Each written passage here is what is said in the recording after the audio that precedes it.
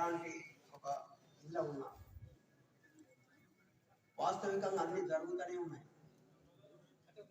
మీకు ఇప్పుడే మన మిత్రుడు విజయ్ గారు ప్రదోష తీర్థం గురించి చెప్పినారు. అసలు ప్రదోష తీర్థం అంటే ఏంది? ఏ ప్రయాగలో ఉన్నటువంటి గంగా యమున సరస్వతి నదిల మునిగి అక్కడున్న మాధవేశ్వరుని దర్శిస్తే ఎంత పుణ్యఫలం లభిస్తుందో యానగుంది గుట్ట మీద అడుగు పెట్టినంత మాత్రం వల్లనే అంత పుణ్యం ప్రాప్తిస్తుందని కాలజ్ఞాన వచనం. శ్రీ విరాట్ కోతులు వీరబ్రహ్మేంద్ర స్వామి రాసినటువంటి కాలజ్ఞానంలో సాంద్ర సింధు వేద అనే దాంట్లో పంచమాశ్వాసంలో రాయబడింది. మరి నిజమేనా అంటే నిజమే. అమ్మగారు శరీరం సమాధి కావడానికి ముందు తెల్లారి రోజే త్రయోదశీర్ష వ్రతం మహోత్సవం జరుగుతుంది. అది నిన్న జరిగింది. మీరు దాంట్లో చూసుకుంటే ప్రయాగం చేసినటువంటి త్రయోదశీర్ష వ్రత దినోత్సవం నిన్న అమ్మగారి యొక్క ఈ సమారాధనోత్సవంగా అది 2వ రోజు జరుగుతుంది. కాలజ్ఞానం ఏదైతే రాష్ట్రంలో ప్రయోజనటువంటి విశేషత అమ్మగారు ఈ యొక్క భూమికి సమాధి కూడా సరిపోతుంది. అట్లనే ఏ వేదం ఎత్తి చూసినా నా పుత్రుడు వీరధర్మనుడు అనే వివరం తెలియదు.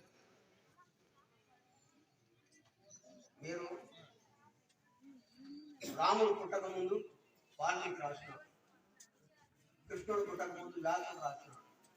అట్లాగే మహాత్ముడు పుట్టక ముందు మహాభారత ఋషులు పురుషులు మహాత్ములు వాళ్ళ యొక్క జీవిత చరిత్రను సంకీర్తనం చేయడం కానీ రాయడం కానీ జరుగుతుంది.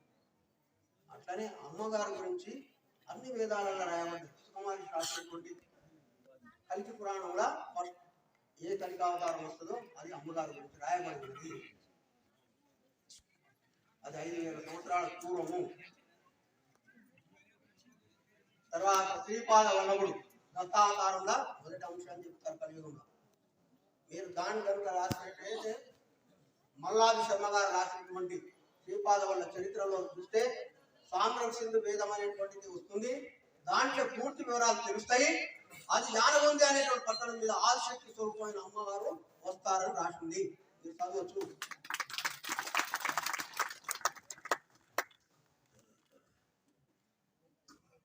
విద్యారాయణ స్వామి కాలజ్ఞానం రాసింది అమ్మగారి గురించి.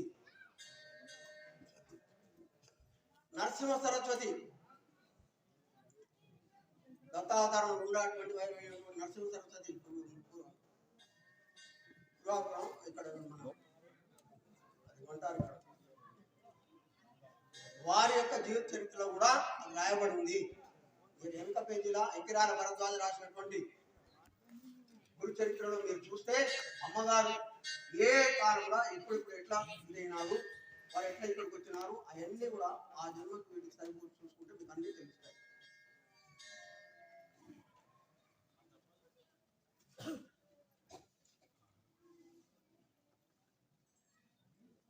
అలాగే ప్రతి ఒక్క చరిత్రలో అమ్మగారు గురించి రాయబడింది.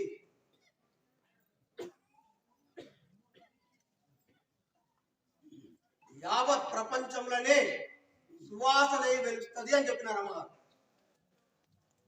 1979. కరీంనగర్ ఆశ్రమంలో నల్గొండ ఆశ్రమం గురించి అమ్మ ఆశీర్వాదం ఇచ్చేటప్పుడు ముందు మాట్లాడిన తర్వాత చేస్తే చెప్పినారు. దాని ఉంది యావత్ ప్రపంచంలో సువాసన వెలుస్తుంది. ఆయన మొత్తము దేశ దేశాల వారందరూ కూడా యానానికి వస్తారు. 12వ పట్టణం అవుతుంది అని చెప్పినారు. 32 కిలోమీటర్లు.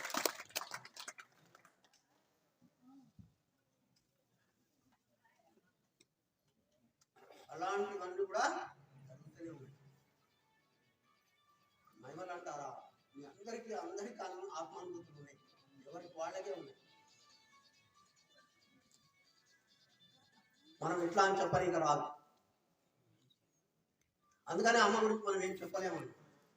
ఎవరో ఆ మధ్యలో అంటున్నాం వీరభగవంతరాయలు కరికి అవతారం వీరధర్మ మాత మాణికేశ్వర మాత చేయగలుగుతాం అంటే ఎవరికన్నా అహింసో పరమోధర్మ రూపరహిత యోగీశ్వర వీరధర్మ పరబ్రహ్మ అని చెప్పింది అమ్మ.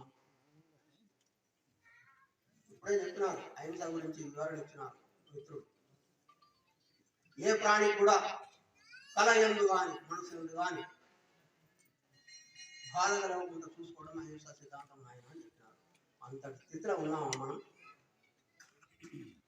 అలాంటి స్థితిని కలుగజేసిన అమ్మ.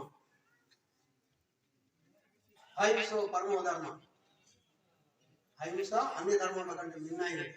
పరమోధర్మ అన్ని ధర్మాల కంటే మిన్నైనటువంటి రూపరహిత, ఏ రూపం లేదు కానీ అన్ని రూపంలో ఆలయ దర్శనం ఇస్తారు. ఎందుకు అట్లా అంటున్నారంటే చాలా మంది చాలా తీరుగా దర్శనం ఇస్తారు. నేను ఒక స్వామిని అడిగినాను, ఒక సంతులు ఆయన సిద్ధ పురుషుడు ఆయన అడిగితే నాకు అమ్మ కాళికా మాత రూపంలో దర్శనం ఇచ్చింది. ఆయన భూమి ఆకాశం ఒకటి ఉంది, మహాకాళిక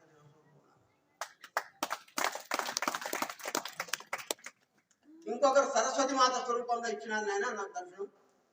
వేణు వస్త్రాలు అవన్నీ వేసుకున్నాయి ఆయన చేసినాను. ఇట్లా నానా రకాల దేవతల స్వరూపంలో, జోగులాంబ స్వరూపంలో, మహిషాసుర మర్దిని స్వరూపంలో ఇలాంటి స్వరూపాల దర్శనం చేసినటువంటి వాళ్ళు సిద్ధ పురుషులు మాట్లాడినారు.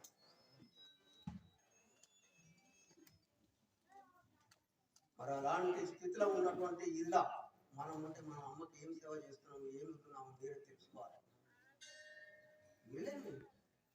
అమ్మ సుక్షత్రియులైనటువంటి అంటే సంపూర్ణ జ్ఞానములైనటువంటి వాళ్ళు 1,000,000 మంది శిష్యులు ఉంటారంట. ఎంతమంది? 1,000,000 మంది. సుజ్ఞానం తెలిసిన వాడు మాట మాట్లాడితే కను తెలిసినంత మాత్రాన వాని యొక్క తత్వాలన్నీ నిర్వీర్యమైపోతాయి. అలాంటి వాళ్ళు ఉన్నారు, అలాంటి వాళ్ళు వస్తారు. వాళ్ళకు ఒక్కొక్కరికి 100 మంది శిష్యులు. ఇంకా మీరు లెక్కేసుకోండి ఎంతమంది ఉందో అమ్మ యొక్క జనాభా అంతా ఇది ఇంత ఇది 108 సంవత్సరాలు ఆ యొక్క ఇది 1108 సంవత్సరాలు అమ్మ పరిపాలన నడుస్తుందని రాష్ట్రం కాలజ్ఞానంలో అంతా చూసేది ఉంది. ఇప్పుడు ఎవరు పాదయాత్ర చేసి వచ్చినారు అన్నారు.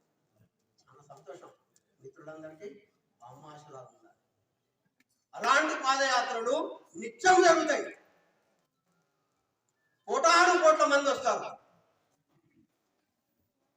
గిరి ప్రదక్షిణ చేస్తారు, పొరుగుదండాలు పెడతారు, ఒక్కొక్క దగ్గర ప్రతి అడుగడుగు ఒక్కొక్క దీపం పెడతారు. అలాంటి వెలుగు వచ్చేది ఉంది ఇక్కడ.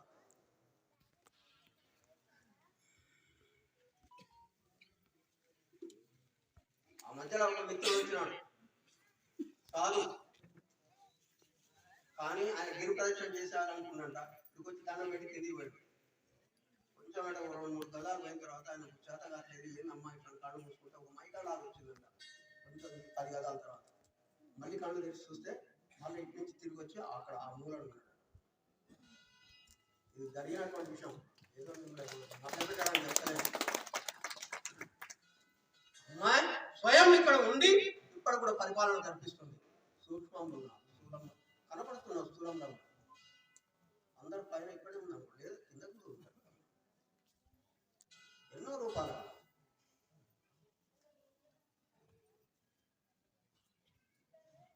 ఒక 4 సంవత్సరాలు రెండు చెప్పి నల్గొండ గురించి కూడా ఇక్కడ ఉన్నటువంటి వాళ్ళు వేరే వేరే ఏదో వచ్చి అసాంఘిక కార్యకలాపాలు చేస్తూ ఆశ్రమాన్ని బంధం చేయడం కోసం కొన్ని విషయాలు మాట్లాడుతున్నారు. వాటి గురించి కూడా 2 నిమిషాల్లో మీకు వివరణిస్తున్నారు. తప్పుడు సమాచారం ఇస్తున్నారు, భక్తులను ప్రలోభ పెడుతున్నారు, తప్పుదోవ పట్టిస్తున్నారు. దానికి బ్రహ్మం గారి కాలజ్ఞానం వచన కాలజ్ఞానంలో ఒక ఇది ఉన్నది. కాలమేళ్ళ గడిపి ద్రోహి ముండలెల్లా వీరధర్మజు ద్రోవులెల్లా నిర్వంశమైపోదురు, పండుటాకు రాలినట్టు రాలిపోదురు. కాలజ్ఞానం వాక్యం అది 4. జాగ్రత్త, తస్మాత్ జాగ్రత్త. సాంద్ర సింధు వేదమును ఉపదేశంగా ఇస్తుంది. ప్రతి ఒక్కరు కాలజ్ఞానం పఠించాలి.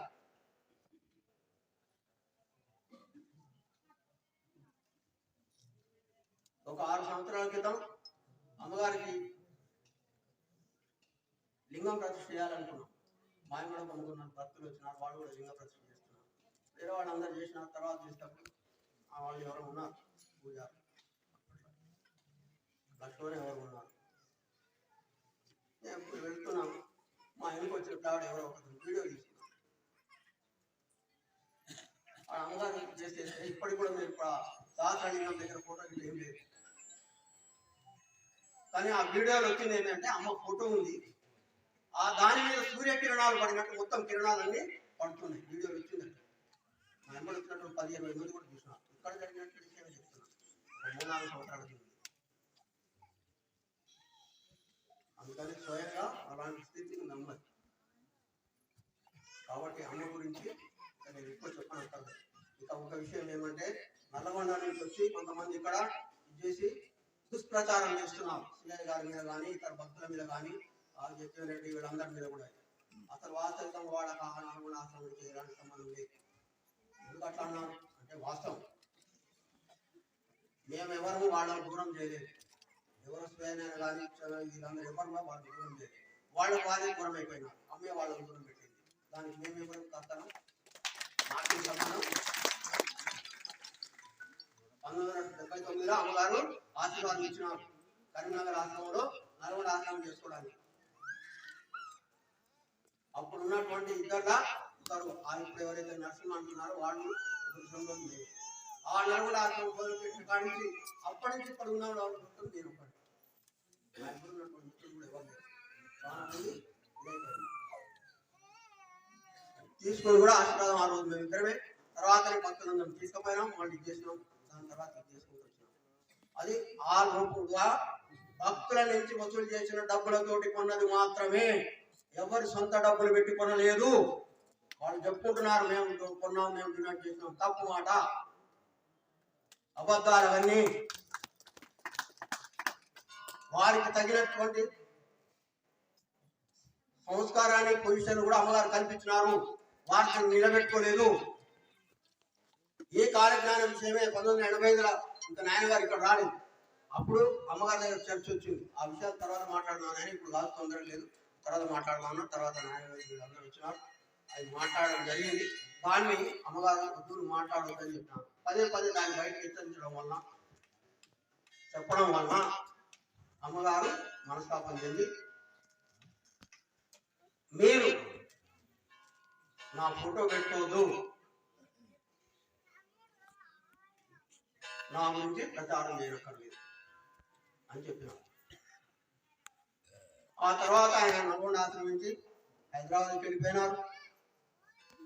అక్కడ అసాంఘిక కార్యక్రమాలు చేసి చేరుకోవడం జరిగిపోయింది.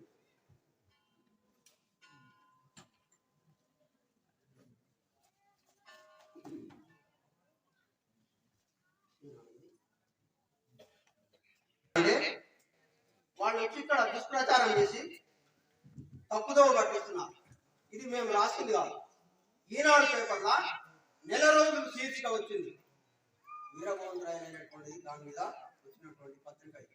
ఎవరైనా అక్కడ ఆయన మీద ఎఫ్ఐఆర్ చార్జ్ షీట్ అయినటువంటి చార్జ్ షీట్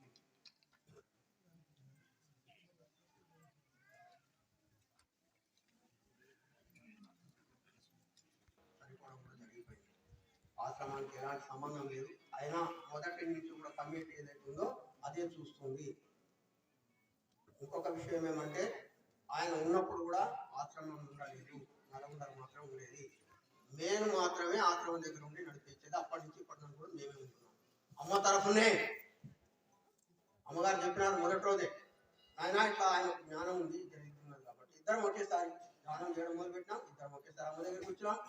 తర్వాత ఆయన జ్ఞానం ఉంది, ఆయన ముందు అన్ని చూసుకుంటాడు, నువ్వు ఆశ్రమం ఉండి ఆశ్రమం వరకు చూసుకోమని చెప్పింది. ఆ రోజు వరకు నుంచి ఈ రోజు వరకు అమ్మ దగ్గర సేవలనే ఉంటున్నాం. సేవకులం మాత్రమే. మేమేదో యోగము ఇది పడ్డాము లేకపోతే దేవతము అని చెప్పడానికి. ఒక్కొక్క ఆయన అడుగుతుంటాడు, నువ్వేం సాధన చేసినావు? నా మధ్యలో ఆయన అడుగుతున్నాడు, ఏం సాధన చేసినావు? ఎరవాట చేసినావు అన్నాడు. ఇది కావాలంటే ఇస్తే తీసుకోని చెప్పాను. తీసుకోమని మరి చేత అయితే. ఇంకో ఆయన వచ్చాడు, ఏమండి ఎంటకలు ఇట్లా ఉన్నాయి, ఇవన్నీ జడలు వచ్చినాయి, మీరు ఇట్లా ఇస్తున్నారా? ఏమండి ఇవి నేను పెట్టుకుంటూ వస్తాయా? నేనే తిట్టడం అంతకుముందు చూడండి ఇట్లా పెట్టుకొని వస్తే ఏం పుట్టింది రా స్నానం చేయక ఇలాంటి జడలు కడుతున్నాను కానీ భగవంతుడు నాకే పెట్టాడు. చాలా విషయాలు ఉన్నాయి. అమ్మాయి గురించి చెప్పాలంటే ఇట్లా రోజుల తరబడి చెప్పినా అయిపో. కాకుండా ఈ వేరని ఇవ్వాల్సి వచ్చింది కాబట్టి ఇక్కడ చేస్తున్నటువంటి ఇదిలా మనస్తాపం కలిగిస్తున్నారు సాధువులకు సంతులకు. అలాంటి తప్పు కేసులు అంటున్నారు. ఏ కేసులలో కూడా ఇక్కడ ఇంకా ఇది రాలేదు, ఒక్కటి రెండు దాంట్లో వచ్చినా కూడా ఈ హైకోర్టు అప్పీలు ఉన్నాయి, వాటిలో ఇంకా ఇది కాలేదు. ఎవరు కూడా జైలు శిక్షలు కానీ ఇవన్నీ పడలేదు. ఆయన జైలుకు వచ్చి ఇట్లా అంటే తప్పుడు సమాచారం ఇస్తున్నారు. ఆమె ఎవరైతే ఉన్నారో ఆ గురువు అనేటువంటి ఆయన బిడ్డ ఆమె తప్పుడు సమాచారం ఇస్తుంది. ఆమె డబ్బులు ఖర్చు పెట్టి ప్రభుత్వంలోకి పెడుతుంది. నల్గొండలో కూడా ఆశ్రమంలో చేయబోయింది, అటాక్ చేసింది. చాలా మంది ఇక్కడ భక్తుల నుంచి కూడా మన దగ్గరికి వచ్చి 400-500 మంది భక్తులు వచ్చేసి డిఎస్పీ దగ్గర ధర్నా చేసేస్తే దెబ్బగా వాళ్ళు నెలకొండి బయటకు వెళ్ళిపో అని చెప్పి కేసు పెట్టినాడు. ఎఫ్ఐఆర్ బుక్ అయింది.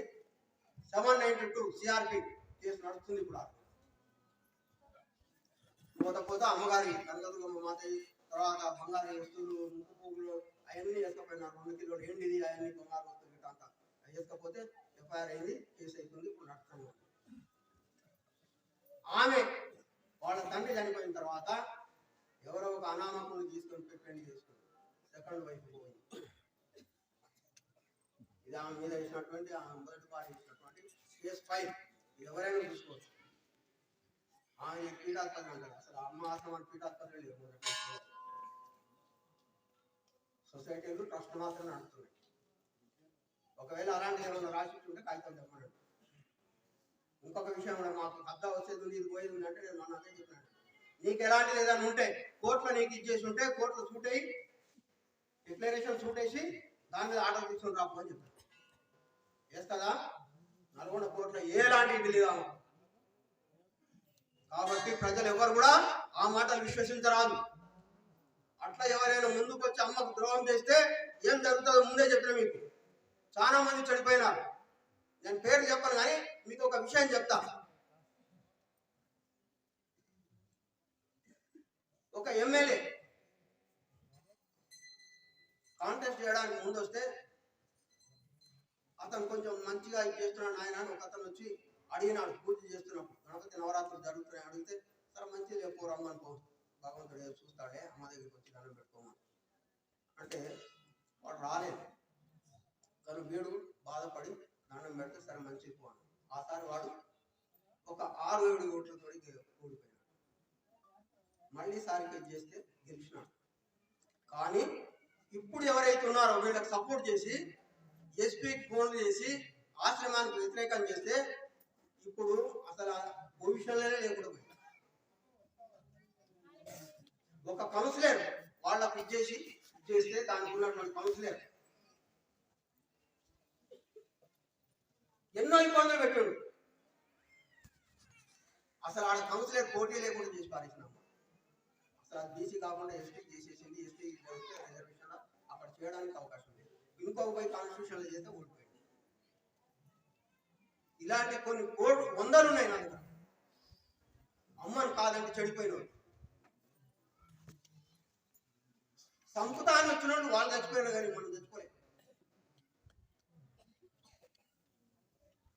అమ్మను నమ్మి సేవ చేయండి. అది 10 తలల సర్పమైనా సరే నీకు దండం పెట్టినంత మాత్రాన్ని నీకు మేలు చేస్తుంది కానీ కీడు చేయదు.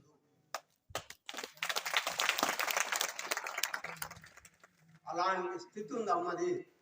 ఏం చెప్తాం అమ్మ గురించి? చెప్పండి అమ్మ గురించి ఇది చేయండి అంటే ఏం చెప్తాం? ఒక 5 నిమిషాలు 3 నిమిషాలు ఏం వివరణిస్తాం చెప్పండి. కానీ ఆయన అమ్మని గట్టిగా పట్టుకోండి. ఎవరైనా చెప్పినా వినకండి. కలిమాయ చాలా ప్రభావితం చేస్తుంది. పోతుంది. ఇది ఇక్కడనే జరుగుతుంది అనుకోకండి. యుద్ధాలు అయితే ఖచ్చితంగా అమ్మ చెప్పింది. దాంట్లో కుట్టుకోకుండా చూసుకోండి. మీ జన్మను కాపాడుకోండి. భగవంతుని సేవ చేయండి. అమ్మ యొక్క సేవ చేసి మీరు తరించండి. అదే మిమ్మల్ని అందరినీ నేను కోరుకుంటున్నా. అమ్మ ఆశీర్వాదం మీకు ఉండాలని ఎంతో మాతాకి నాకేం పడలేదు. జై बोलो रूपरहित योगीश्वर वीरधर माता की जय बोलो रूपरहित योगीश्वर वीरधर माता की जय बोलो रूपरहित योगीश्वर वीरधर माता की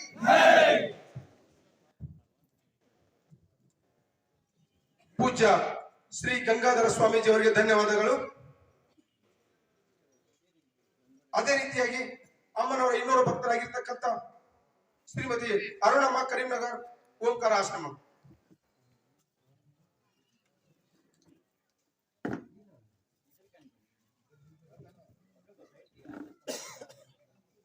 సమయం చాలా తక్కువ ఉంది. దయచేసి 10 నిమిషాల్లో తమ అనుభూతులు తెలుపగలని ప్రార్థన.